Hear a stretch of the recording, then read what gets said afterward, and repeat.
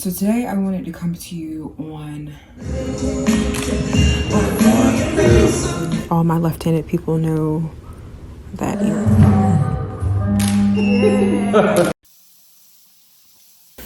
So this is my first chemical peel.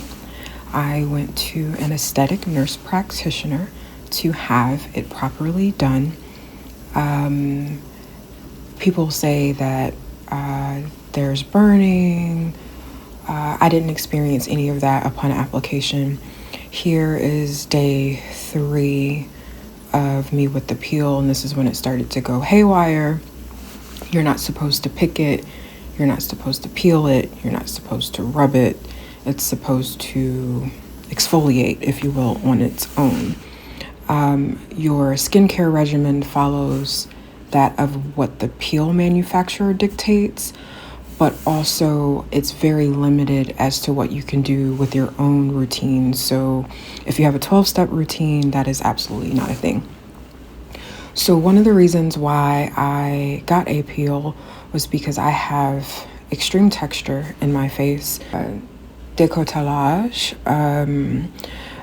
and just not happy, getting to an age where things are changing. And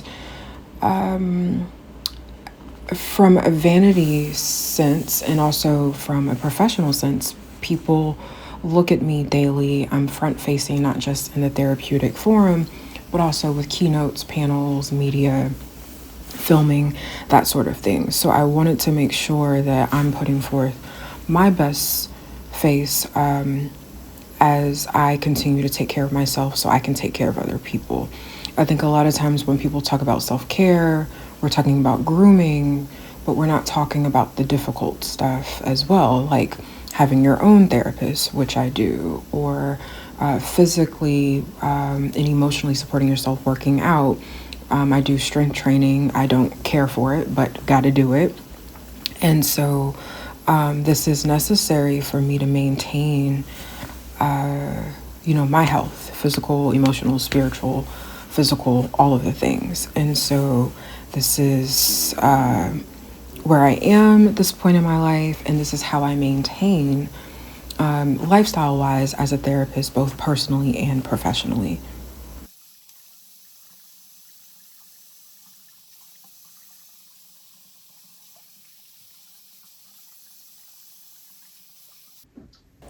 Okay, and then you want to follow up with sunscreen and the moisturizer that has been provided with your post-peel instructions. You cannot go out into the sun without sunscreen.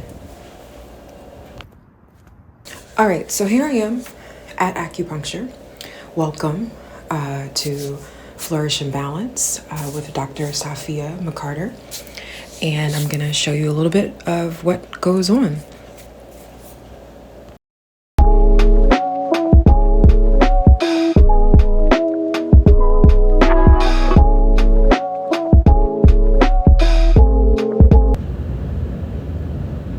All right, so I have been seeing Dr. McCarter for approximately 5 years, since 2018.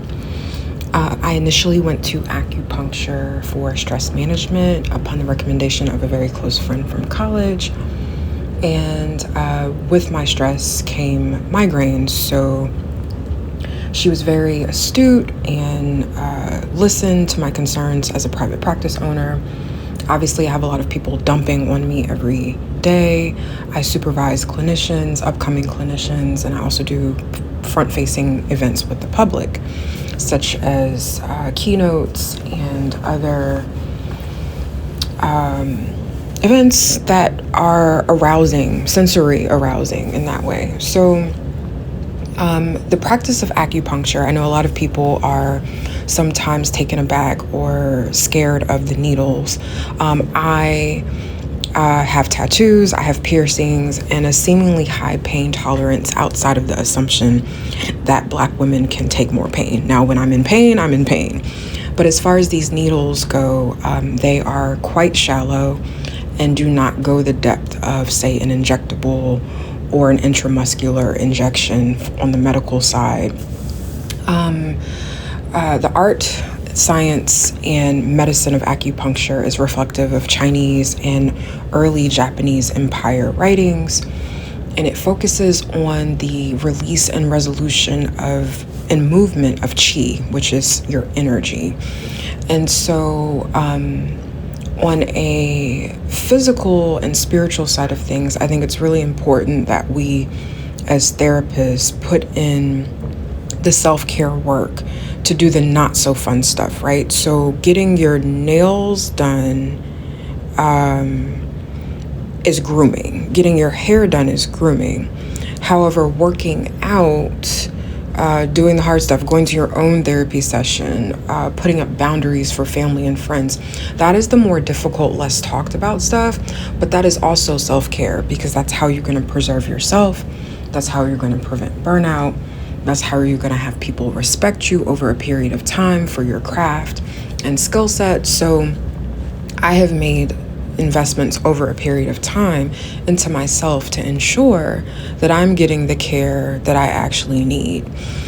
And so here you can see that we are discussing and conversing. This session in particular, I had a needle placed in my head, like on my skull. It did not hurt. It felt like getting poked by accident by a hairpin. It's a very shallow point.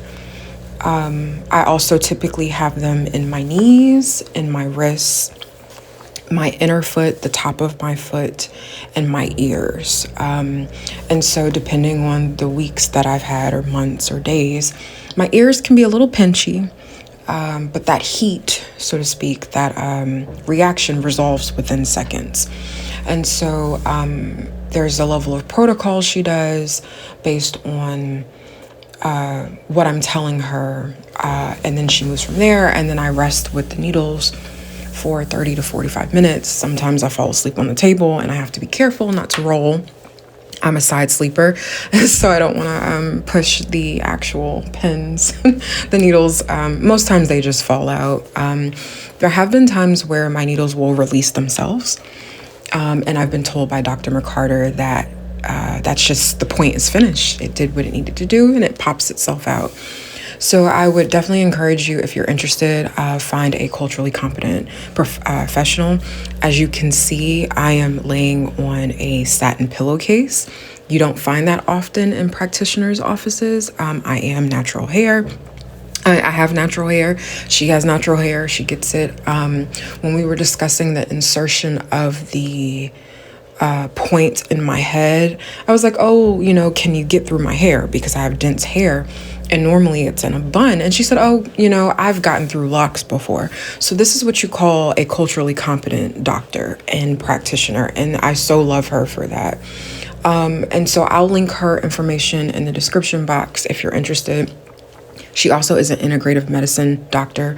So she also can do other things for the actual body, like your physical body, lab work, assessments, things of that nature, collaborate with other professionals. And so definitely get in where you fit in. But this is something that I do on a regular basis. Initially, I started every week, and then I dialed it back to every 2 weeks, and then sometimes once a month. And then when stuff heats up in my environment, I roll it back up to every 2 weeks or every week. And so this is done in conjunction with my own therapy sessions with my therapist.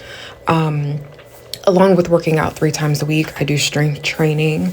And yeah, not fun. I'm not a morning person, but got to get it done.